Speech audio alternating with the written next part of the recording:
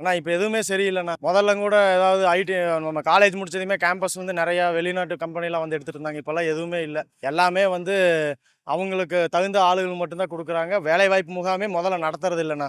முதல்ல எல்லாம் எடப்பாடியார் இருக்கிறப்ப எல்லா வேலைவாய்ப்பு முகாம் நெறையா நடத்திட்டு இப்ப எந்த முகாமுமே நடத்துறது இல்லண்ணா. அது அது வந்து முழுக்க முழுக்க எல்லாமே வந்து திமுக ஆட்சிக்காரங்களே நடத்துறாங்கண்ணா. ஆட்சியில் ஆளுங்கட்சியில் இருக்கவங்களே எல்லாத்தையுமே வந்து அவங்களே ப்ரொடியூஸ் பண்றாங்க.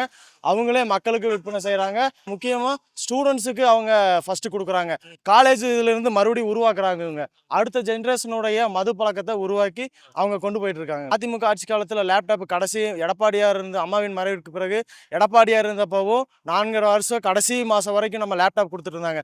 இப்போ அந்த லேப்டாப்பே இல்ல. அதாவது நம்ம மக்கள் வந்து நம்ம ஸ்டூடெண்ட் வந்து அடுத்த ஜெனரேஷன் போகணுன்றதுக்காக அம்மா கொண்டு வந்த ஒரு இது.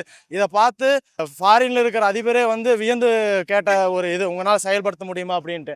பேருந்து வசதி எதுவுமே இல்லைங்க. எப்போ அந்த லிப்ஸ்டிக் அடிச்ச வண்டி கொடுத்தாங்களோ அப்போ இருந்து பஸ்ஸும் வரதில்ல, பஸ் நிறுத்துறது இல்லை. மகளிரை கண்டா பஸ் நிறுத்துறது இல்லை. ஸ்கூல் குழந்தைங்க அன்னைக்கெல்லாம் பார்த்தீங்களா எவ்வளோ ஓடிட்டு போயிடறாங்க. அவ்வளோ அந்த அளவுக்கு தான் நிலைமை இருக்குதுங்க. ஆட்சி மாற்றம் இருக்கு. கவர்மெண்ட் ஹாஸ்பிட்டலில் டாக்டர்ஸே வரதில்லைங்க. டாக்டர்ஸ் 9 மணிக்கு டியூட்டி அப்படின்னா 11 மணிக்கு வராங்க, 12 மணிக்கு சாப்பிட போயிடுறாங்க, 6 மணிக்கு வராங்க, 6 மணிலேருந்து 7 மணி வரைக்கிறாங்க. நைட் ஷிஃப்ட்ல யாரும் இருக்கிறது இல்லைங்க. எல்லாமே க்ளோஸ் பண்ணிட்டு அதாவது 24 ஹவர்ஸ் எல்லாமே வந்து க்ளோஸ் பண்ணிடுறாங்க. அதாவது போலீஸ் ஸ்டேஷன் முதற்கொண்டு க்ளோஸ் பண்ணிடுறாங்க. அதாவது 24 மணி மக்களுக்கான சேவை இதெல்லாம் வந்து க்ளோஸ் பண்ணாதது, இது க்ளோஸ் பண்றாங்க.